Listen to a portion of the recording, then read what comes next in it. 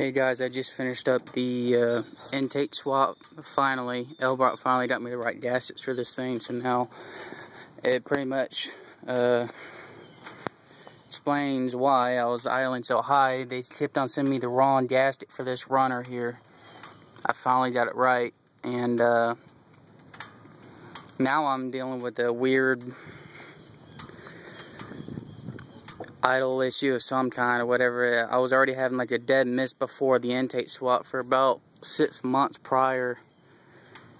Never really could figure out, but I'm almost certain to think it's one of the injectors intermittently opening and shutting or something.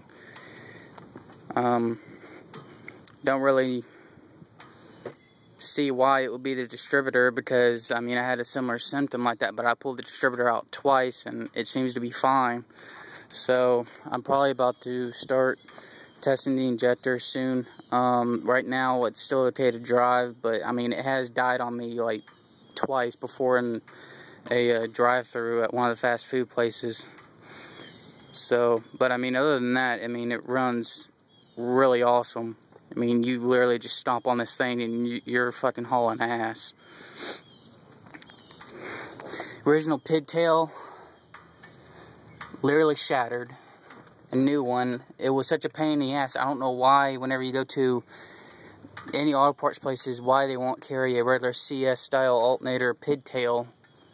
They're usually all the same, but all they want to sell you is the old early 80s two-prong square type alternator pigtail. It was literally a pain in the ass. I was all driving around all day just trying to find it, but $20 later, and I finally found one at O'Reilly's after I did some part number research. They researched it for me and they found it.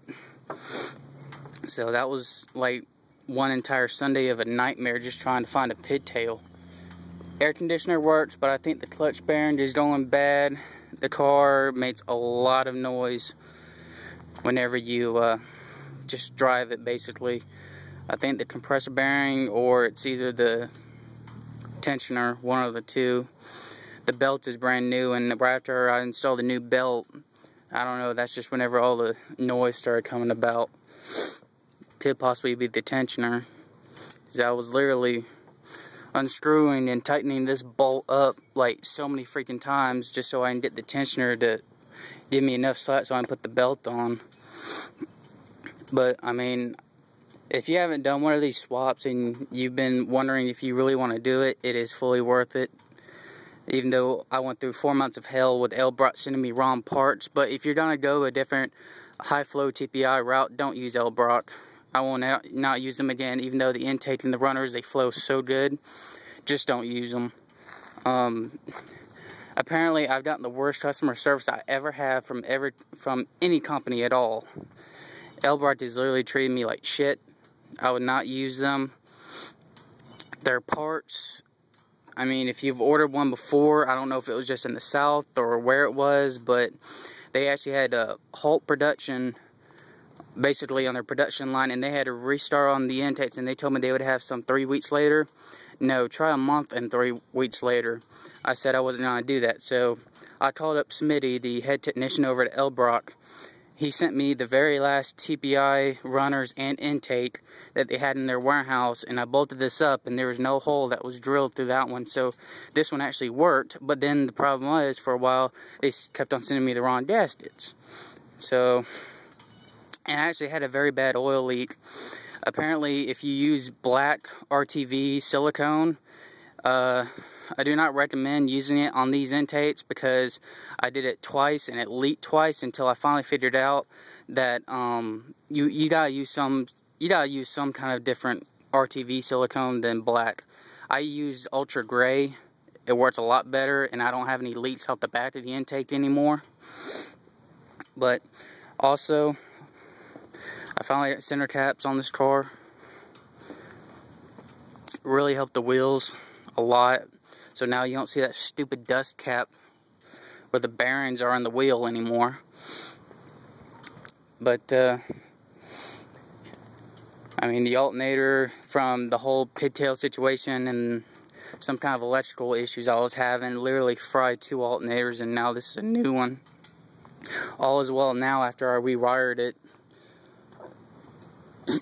But that's really all for now. I'm kind of curious to see just like what kind of numbers it'll gain in maybe a couple weeks, or not even a couple weeks, maybe a couple days. I'll go over to the dyno over at one of the speed shops and just see where this thing is out now, because usually on stock TPI they'll normally say it's about 190 at the crank on these things.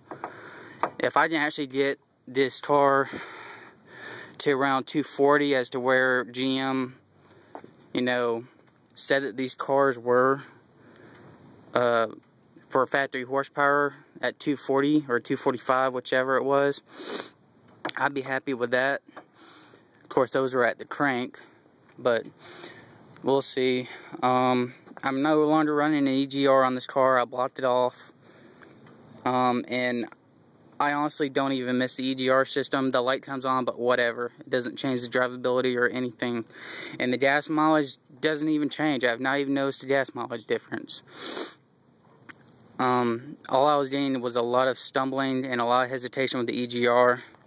I finally took that off and put a block off plate over it.